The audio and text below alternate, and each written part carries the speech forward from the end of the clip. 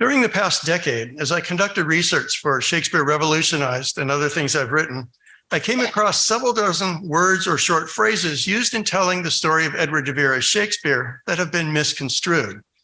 They've been misunderstood, sometimes because facts have been misstated, but more often because the words and phrases have been taken out of the context that gives them their meaning. So today, I want to briefly place 24 of them back in the correct context so that their real meanings become clear. Before I do that, though, here's a short story that illustrates the importance of having both information and context to correctly understand a situation. Abraham Lincoln, so the story goes, once saw that a jury was about to rule against his client. Yet he won the jury over by telling it a short story during their lunch break. A farmer's young son, Lincoln told them, came rushing up to him, sputtering, "Pa, Pa, come quick. The hired man and big sister are up in the hayloft. He's unzipping his pants and she's lifting up her skirt. I think they're going to pee on the new hay." "Well, son," the farmer replied, "you have all the facts right, but you've reached the wrong conclusion." So the jury understood his point and came back with a verdict of not guilty.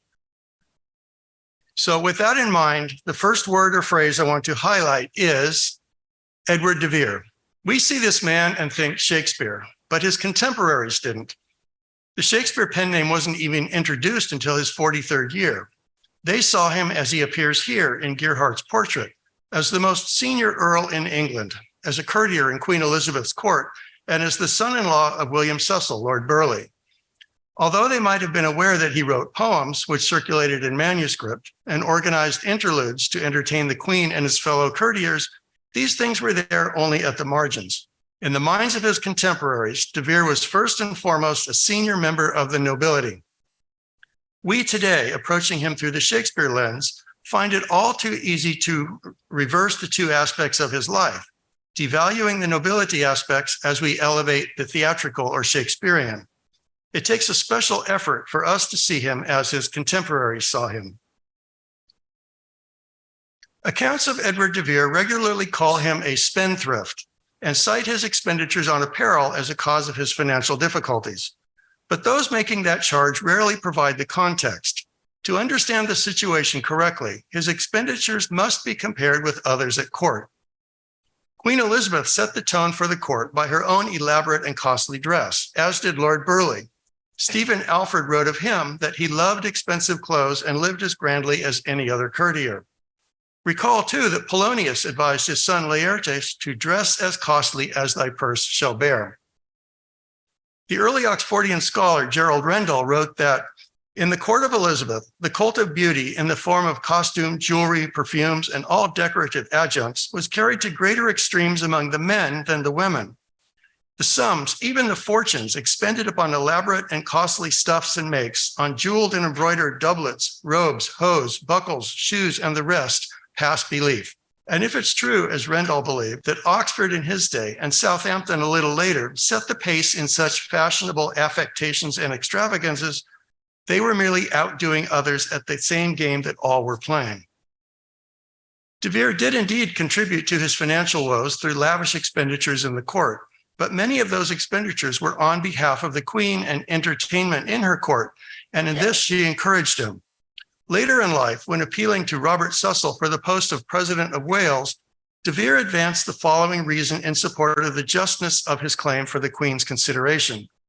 But if Her Majesty, in regard of my youth, time, and fortune spent in her court, and her favors and promises, which drew me on without any mistrust, the more to presume in mine own expenses, confer so good a turn to me, that then you may further it as you may. In other words, because he had so unstintingly contributed to the glory of Her Majesty's court in his younger years, he now felt justified in asking for her support in his older years. Burleigh used the term lewd friends, or some variation on it, to refer to de Vere's acquaintances in at least 3 distinct periods of his life. I'd always assumed that in each instance, he was referring to de Vere's literary or theatrical colleagues. These folks were lewd indeed to Burleigh, who, David Cecil writes, was indifferent to music and poetry, and who couldn't recognize the potency of artistic writing taking place right under his nose. But Burleigh actually used the phrase lewd friends to refer to 2 distinct types of de Vere's colleagues. One was friends who were indeed lewd in the usual meaning of the term. In the early 1570s, de Vere and his friends threw parties from which his wife, Anne Cecil, was barred. In Anderson's description, his servants were practically running a bordello, and 2 women were gotten with child, with men entertaining them in the chamber. But Burleigh also used the term to refer to de Vere's literary and dramatic associates, whose bohemian manner of life the Lord Treasurer found distasteful. So we must be careful to understand which meaning of lewd or which group of acquaintances Burleigh meant on each occasion when he used the phrase. Scholars sometimes talk of a rivalry between Philip Sidney and Edward de Vere for the hand of Anne Cecil, but no such rivalry occurred. Sidney didn't court Anne as a rival to Oxford or anyone else. He didn't court her at all. His guardian, Leicester, and William Cecil arranged a marriage for them when Sidney was only 15 and Anne only 12. That would have been an arranged marriage. 15-year-old boys simply don't court and seek to marry 12-year-old girls. And in any event, de Vere didn't become engaged to Anne until July 1571, 2 years after the Leicester-Cecil agreement had been reached. Scholars have been led into this mistake, perhaps, because of the rivalry between Slender and Fenton for the hand of Anne Page in The Merry Wives of Windsor, in which those 3 characters are modeled in part on Sidney, de Vere, and Anne Cecil. If so, that was a misapplication of literary evidence, an instance of inappropriately applying developments in a play to real-life events that were similar to them in some, but not all aspects. It's often reported that William Cecil was raised to the peerage in order to make it possible for Anne Cecil to marry Edward de Vere. Or as one scholar wrote, William Cecil, by arranging his daughter's marriage to his ward, became Lord Burleigh. But this is backwards. Cecil became Lord Burleigh in February 1571, 5 full months before de Vere and Anne became engaged. It was Cecil's having been raised to the peerage that opened the possibility of his daughter's union with with de Vere 5 months later. This is perhaps another instance in which a plot device in a play, in this case, All's Well That Ends Well, has been inappropriately carried over into real life. Since I've mentioned Anne Cecil, let's stay with her for a moment. The image on the left is not of the Countess of Oxford, even though some sites on the internet claim that it is. It's of another Anne Cecil, one who was a niece or grandniece of Edward de Vere's wife. The only known image of our Anne Cecil, made during her lifetime, is the one on the right. She's in the lower right. This is a drawing from 1562 when she was only 5 years old. Some scholars believe that 2 of the poems in John Southern's Pandora were written by Anne Cecil after the death of her young son in 1583. However, the 2 most credible scholars who have examined the subject, Patricia Filippi and Rosalind Smith, both conclude that Southern, not Anne, was the author. Filippi, in fact, had originally published an article defending the idea of Anne's authorship, but after investigating further, reversed herself in 2007. Smith examined the issue 2 separate times a decade apart, both times concluding that Southern was the author. Moving on, I've always been bothered by the use of the word retirement to refer to Edward de Vere's withdrawal from the court at the end of the 1580s when he was still in his 30s. He didn't retire to Costa Rica or Florida or Hackney or anywhere else. He only withdrew from attendance on the Queen at court. He didn't end his active working life, something implied by the word retirement. As most Oxfordians see it, he withdrew in order to devote himself to theatrical activities.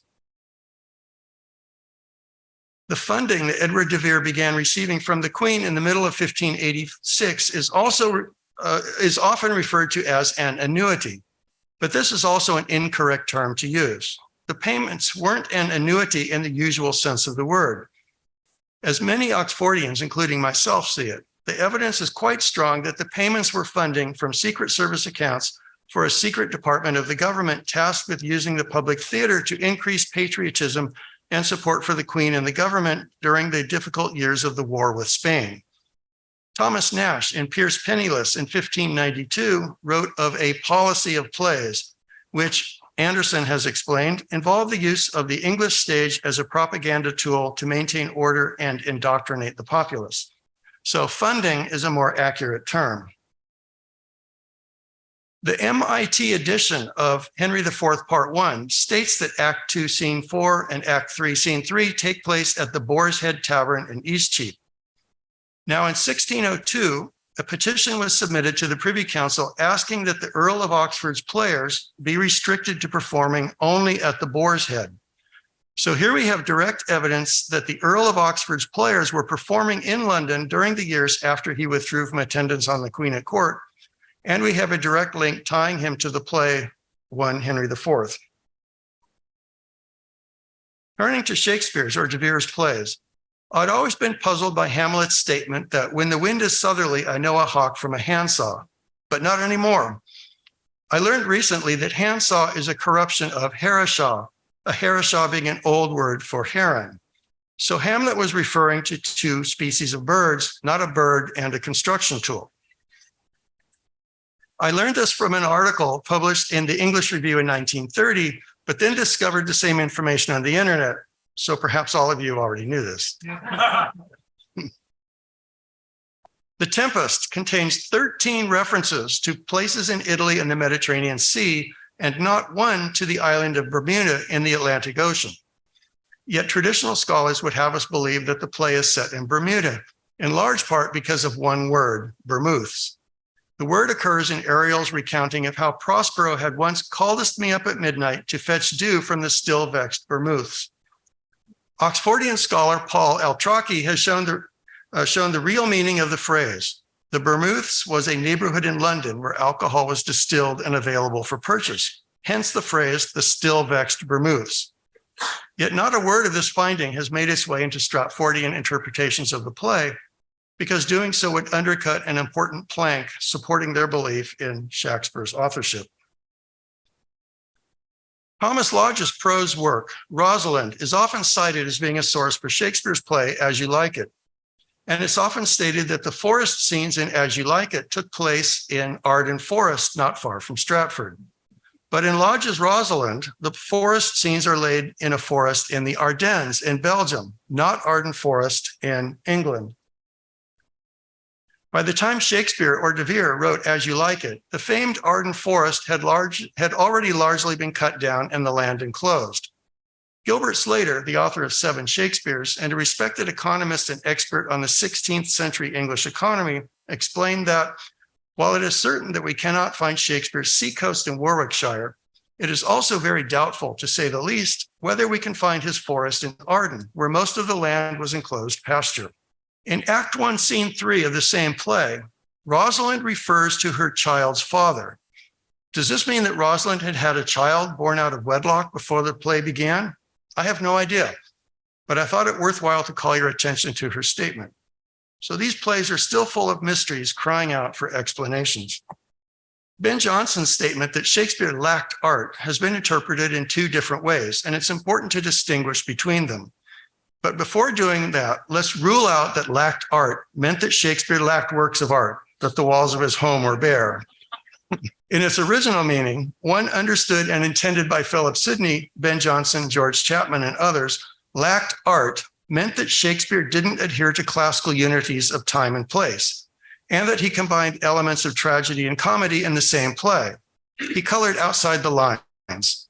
In Percy Allen's paraphrasing, Chapman stated that you, Shakespeare, reveal an unpardonable failure to respect the maintenance of needful aesthetic unities when you permit your plays thus to run as boisterously as any turbulent sea. To the extent that Shakespeare's works didn't adhere to classical aesthetic unities, their exuberant and boisterous character serves as yet another indication that Edward de Vere may have been the author. Recall these images from a previous slide. It seems a natural progression that the organizer of carousings in younger years, as shown in the slide on the left, would, if of a theatrical bent, become the writer of organized carousings on the stage in his later years.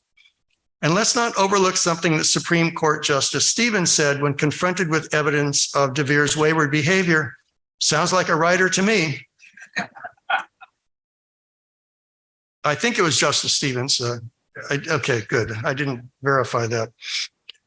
Be that as it may, as scholars began to realize just how uneducated William Shakespeare actually was, the phrase lacked art became corrupted to mean lacked education or training. It came to mean that Shakespeare was a natural writer, almost an idiot savant, who simply jotted down whatever came into his head without quite understanding what he was doing. He was simply a stenographer. This is quite incorrect, of course, and this intellectual corruption of the term came about as scholars attempted to shoehorn the facts to fit their preconceived beliefs about who the author was. Turning to other literature of Shakespeare's time, Euphues is usually referred to as by John Lilly, as it is here in the second edition. But in the first edition states that it was compiled by Lilly, not that it was written by him.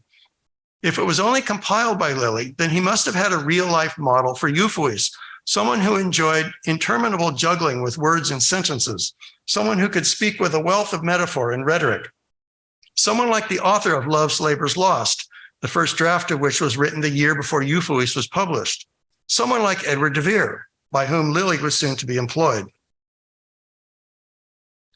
Turning to William Shakespeare of Stratford, neither he nor any member of his family used the name Shakespeare or were ever referred to by that name during his lifetime. Here's yet another deception or intellectual corruption perpetrated by traditional scholars. Those same traditional scholars have been beyond diligent in ferreting out every surviving record that refers to William Shakespeare in any way. Yet they cannot cite even a single non-commercial or non-mercenary action undertaken by him. Everything we know of him relates to the pursuit of money, often by actions that seem morally wrong, if not illegal, such as enclosing common areas.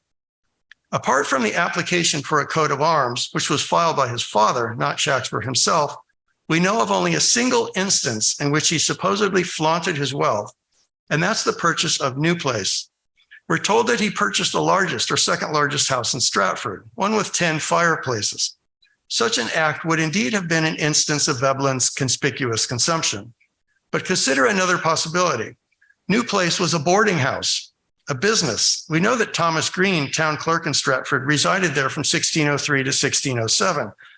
If New Place was indeed a money-making business, not a personal residence, or not only Shakespeare's residence, then the seeming anomaly of the large expenditure on an extravagance falls away.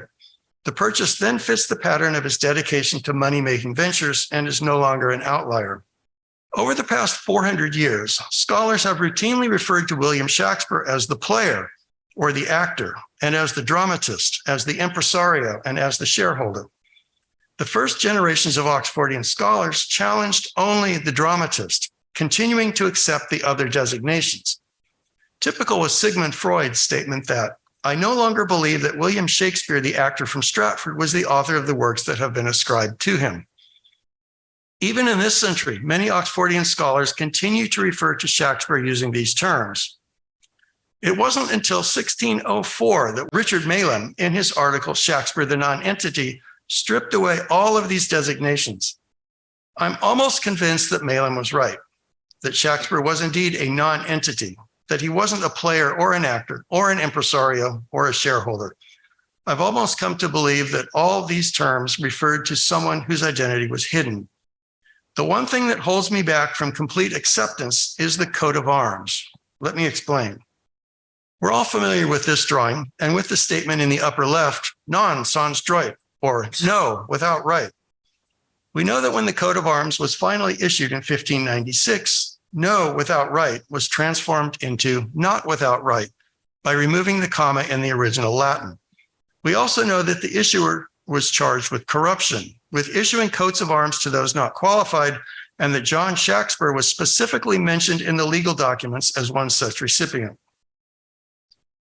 And in another corruption, one more recent, the image of the spear has been altered to resemble a pen, a fountain pen. It couldn't have been a pen in the original, though, because it was issued to John Shakespeare, William's father, someone no one has ever claimed was a writer.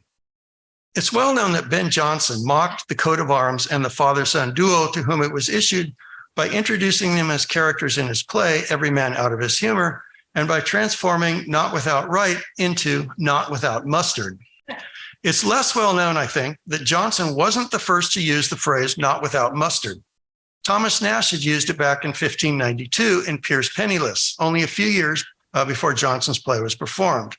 Nash had a character, a careless wretch, cry out, "Not without mustard, good Lord, not without mustard," as though it had been the greatest torment in the world to eat dried salt cod without mustard. It's kind of like saying today that it would be inhuman torture to have to eat French fries without ketchup. Ben Jonson then, in ridiculing the coat of arms and its recipient, adopted a phrase that would already have been familiar to many theater goers. Even if they didn't know of the Shakespeare coat of arms, they would still have found the scenes in Jonson's play humorous when it was performed by the Lord Chamberlain's men in 1598. But here's what holds me back from full acceptance of Shakespeare as a non-entity. If he had been a non-entity, Ben Jonson wouldn't have known of him and his father and their coat of arms. But Jonson did know of them, and he introduced them into his play and mocked them. So it appears that the father and son Shakespeare and their coat of arms was known among the theater producing community, Jonson among them. That wouldn't have been the case if Shakespeare had been a complete non-entity, even if what exactly his role in that community was isn't clear, at least not to me. Turning to history, two things bother me about the phrase Essex Rebellion. The first is that it wasn't a rebellion. Essex didn't rebel against the authority of the Queen. His goal had been to alert the Queen to what he saw as abuses by Robert Cecil and others in the government. And second, it's claimed that Essex arranged a performance of Richard II on the eve of the rebellion. But that implies it was planned for the play to be performed one day before the so-called rebellion was to be launched. But it wasn't designed that way at all. The performance and the uprising took place on consecutive days only because Robert Cecil forced Essex's hand on the morning of the second day. Realizing that arrest was imminent, Essex knew it was now or never. He had to try to reach the Queen that day, the day after the performance. So the story in simple terms, that the play was performed on the eve of the rebellion, misstates what really happened in two significant ways. Let's talk a bit about the Oxfordian movement, beginning with Captain Bernard M. Ward, author of the 17th Earl of Oxford. Captain Ward was the only child of Colonel Bernard R. Ward. Rumor has it that he married his father's second wife, Amy Margaret Nelson Ward, after his father's death. It's not true. Captain Ward never married. Rumor also has it that Amy Margaret Nelson was much younger than the colonel. That also is not true. This was a second marriage for both of them, and she was only 1 year younger than he was. She was 29 years older than Captain Ward. John Thomas Looney pronounced his last name as Looney, a pronunciation that rhymes with the last names of the actors Mickey Rooney and George Clooney. All members of his family during his lifetime pronounced the name as Looney. His grandson today pronounces the name as Looney. His wife's family's descendants living in Canada today pronounce it that way.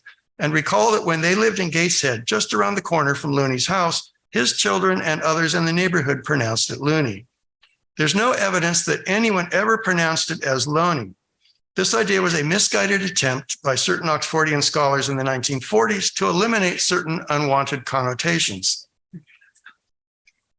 Now, in the Oxfordian movement and in investigations into the issue of Shakespearean authorship more broadly, we don't have the massive funding that the Birthplace Trust has, nor do we have hundreds of departments of literature around the world staffed by thousands of professors of literature working to promote authorship by the man we think wrote the plays. We have only what we think is the truth, and even more importantly, we have honesty. We seek to discover the truth and to honestly present what we believe it to be. If we don't have that honesty, we have nothing. That's why we must report the truth as we know it to be without sugarcoating unpleasant aspects of it. That's why we shouldn't try to hide de Vere's carousing with lewd friends as a young man. And it's why we shouldn't mispronounce Looney's name as Loney. I understand why those who put out the idea back in the 1940s did so, but we must reject it and all other efforts that deviate from what we believe to be true.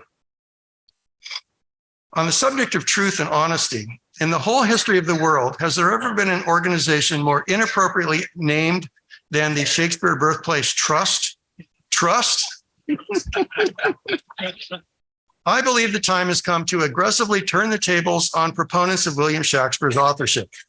I say that because after researching the Oxfordian movement for more than a decade, I can't recall even a single instance in which noted Stratfordian scholars have seriously examined the Oxfordian claim.